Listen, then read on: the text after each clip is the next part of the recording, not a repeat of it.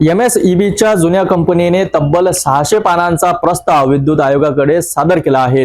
या प्रस्तावावर अनेक तक्रारी असून माजी राज्यमंत्री डॉक्टर सुनील देशमुख यांनी यावर तीव्र प्रतिक्रिया व्यक्त केली आहे. शेतकऱ्यांच्या मुद्द्यांवरही सरकार अपयशी. सोयाबीनला गेल्या 8 वर्षात सर्वात कमी दर मिळाल्याने शेतकऱ्यांच्या आत्महत्या वाढल्यात.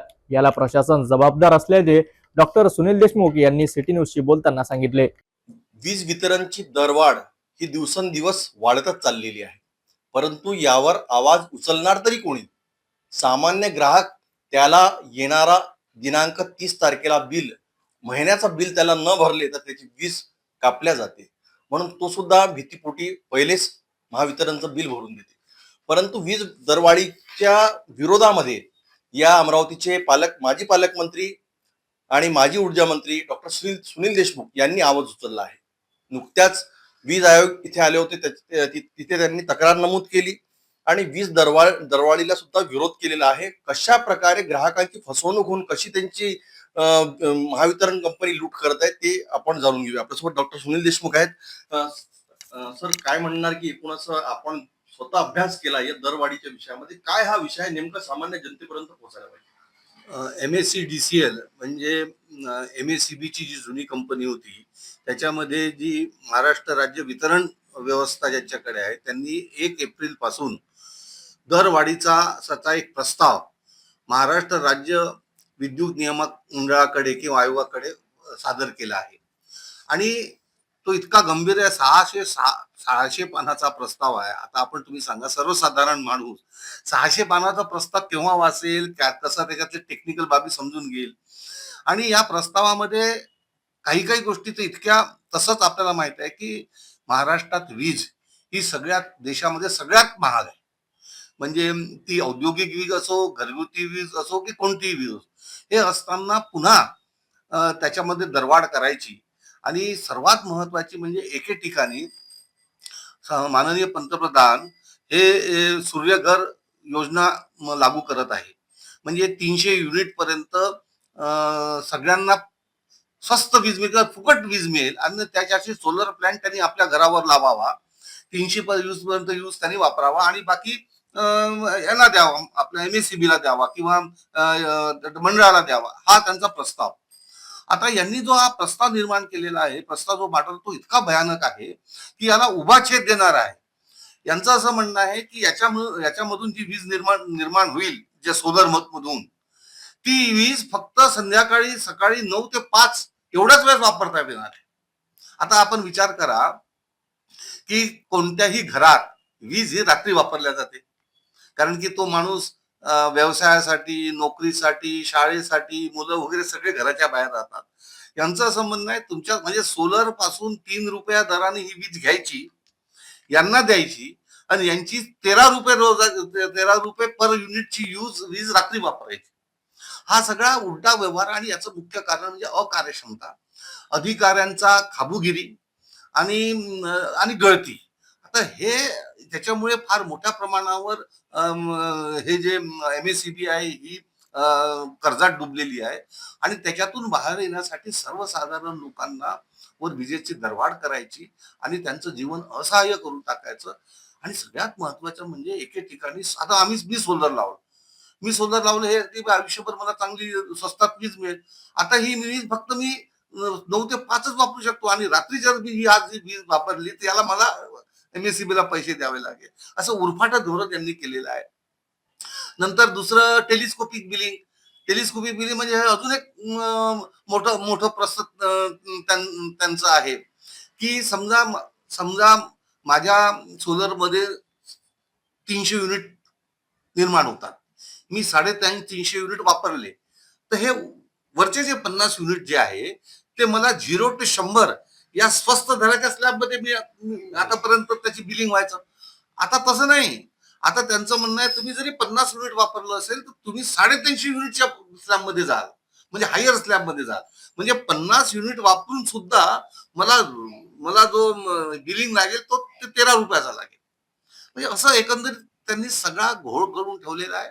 आणि माननीय पंतप्रधानांनी 1 कोटी घरापर्यंत आम्ही सोलर घेऊन जाऊ या त्यांनी केलेल्या प्रस्तावाला छेद करणारा प्रस्ताव यांनी पाठवलेला आहे. असं वाटते का डॉक्टर साहेब की ज्या प्रकारे सामान्य ग्राहकाची दिशाभूल होत आहे त्याला कुठंतरी समजत आहे आणि जो सबसिडी शब्द शब्द वापरलेला आहे, म्हणजे आपण आपल्या घरावर जर सोलर लावले आणि त्याची सबसिडी तुम्हाला देता आणि इतक्या कमी दर तुमचे कापले जाईल, म्हणजे त्यांना कुठेतरी आमिष दिल्या जाते काय? नाही नाही नाही, आता मला सांगा, मी ऊर्जा राज्यमंत्री होतो. कोळशाद्वारे जेव्हा आपण 1 मेगावॅट युनिट जेव्हा निर्माण करतो, त्याला 8 ते 8.5 कोटी रुपये खर्च येतो. आणि हा खर्च शासन करते. याच्यामध्ये सोलरमध्ये 1 मेगावॅट युनिट निर्माण करायला 5-5.5 कोटी रुपये खर्च होतो. अरे तो ग्राहक करून द्यायला, मी करून द्यायला, तुम्ही करून द्यायला, सगळे. म्हणजे जो खर्च शासनाने करायचा होता, तो खर्च तो ग्राहक स्वतःच्या पैशातून करून द्यायला, तुम्हाला 3 रुपये युनिटची वीज तुम्ही त्याच्याकडनं विकत घेऊन द्यायले, आणि त्याला तुम्ही 13 रुपये युनिटची वीज पुन्हा देऊन द्यायले. त्याच्यामुळे मला असं वाटतं की हा मोठा घोळ आहे आणि अकार्यक्षमपणा, गळती, खाबुगिरी, भ्रष्टाचार याचा एक विभाग म्हणजे हा एमएससीबी विभाग आहे. मी सांगतो, येणाऱ्या काळामध्ये इथून जर उद्योग उद्योग जर निघून गेले, तर याची पूर्ण जबाबदारी या विभागावर राहील. आपण जेव्हा वीज आयोगाकडे ही जी तक्रार मांडली, हे जेव्हा मांडली आणि तेव्हा या गोष्टी मीडियाच्या माध्यमातून प्रकाशात आल्या, याला कुठेतरी थांबता येईल का? याच्यामध्ये सामान्य जनतेने सुद्धा आता कुठेतरी रस्त्यावर उतरण्याची तयारी त्यांची. असं आहे की जोपर्यंत लोकांचं हे आंदोलन होणार नाही आणि सर्वसामान्य जनता जेव्हा याच्या विरोधात जेव्हा उतरणार नाही, तोपर्यंत हे तर दडपून नेणार आहे. मी जरी तक्रार केली असेल, 1300 लोकांनी संपूर्ण महाराष्ट्रात 1300 अलग अलग संस्थानांनी तक्रारी केल्या. पण मला हे माहित आहे, कारण की माझ्या विभाग जवळून फैलेला आहे. हे सगळे दडपून नेतील, जबरदस्ती लोकांच्या माथी मारतील आणि पुन्हा त्यांची खाबुगिरी चालत राहील.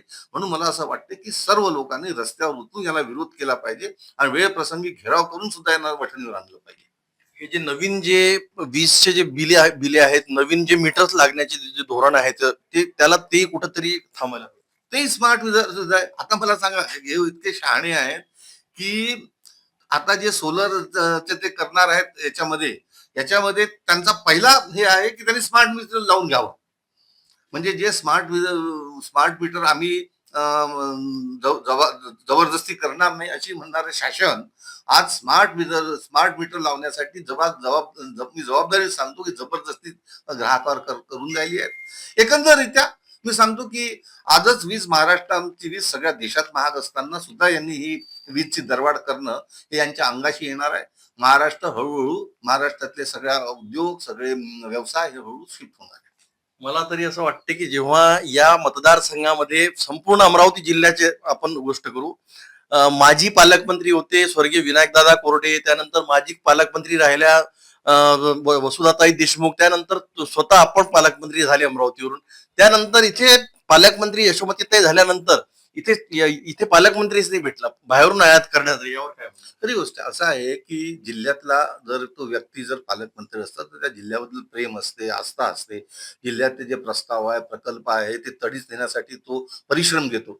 बाहेरून आलेल्या मंत्र्याला काही घेणं देणं नसतं. येतो, आपला झेंडावंदन करतो, तर 15 ऑगस्ट 26 जानेवारीला असं थातूर मातूर लोकांना भेटतो, निघून जातो. त्याला काय घेणं देणं आहे? त्याचा ना मतदारसंघ असतो ना जिल्हा असतो. त्याच्यामुळे हे चुकीचं मला वाटतं हे आहे. त्या जिल्ह्यातल्या लोकांनाच पालकमंत्री बनवलं पाहिजे, जेणेकरून तो गांभीर्याने त्या जिल्ह्याच्या विकासासाठी प्रयत्न करू शकतो. शेवटचा प्रश्न डॉक्टर साहेब, शेतकऱ्यांना खऱ्या अर्थाने शेतीमालाला भाव मिळत नाही, सरकारने जे म्हटलं होतं आणि आज जी स्थिती आहे त्यावर काय म्हणतात? मी आजच पेपरला वाचलं की 8 वर्षामध्ये सर्वात कमी भाव सोयाबीनला आज मिळाली. एके ठिकाणी तुम्ही 4 वर्षामध्ये शेतकऱ्याचं उत्पन्न दुप्पट करणार म्हणून ज्या माननीय पंतप्रधानांनी घोषणा केली होती आणि त्या अनुषंगाने वारेमाप स्वतःची स्तुती करून घेतली होती, आज सोयाबीन 8 वर्षामधल्या सर्वात कमी भावावर शेतकऱ्यांचा आहे. शेतकरी बेचोधडीला लागलेले आहे. खताच्या आणि बियाण्याच्या किमती अपारावर वाढल्या आहे. माणूस 50 आणि 100 रुपये रोजाना, तो 300-400 रुपये रोजानी आहे. म्हणजे शेती हा न परवडणारा व्यवसाय होणार आहे. येणाऱ्या काळामध्ये समजा शेतकऱ्यांनी आत्महत्या केल्या तर मला नवल वाटणार नाही आणि याच्यासाठी हे नाकर्त शासन जबाबदार आहे असं मला प्रामाणिकपणे वाटतं. एक शेवटचा प्रश्न, जो जो बजेट झालेला आहे देशाचा आणि राज्याचाही जे सुरू आहे आता विधानसभेमध्ये, यावर काय म्हणतात? हे बजेट कोणाचं आहे? हे का सर्वसामान्य लोकांचं बजेट आहे का? मला तुम्ही सांगा. मला तर मी तर या महाराष्ट्राचा अर्थ राज्य मंत्री सुद्धा राहिलो आहे. त्यामुळे मी बजेटचं म्हणजे तुम्हाला थोडक्यात उदाहरण सांगतो की आपल्या महाराष्ट्रामध्ये 68% लोक ह्या शेती व्यवसायाशी निगडित आहे किंवा शेती व्यवसाय अर्थव्यवस्थेवर ते अवलंबून आहे.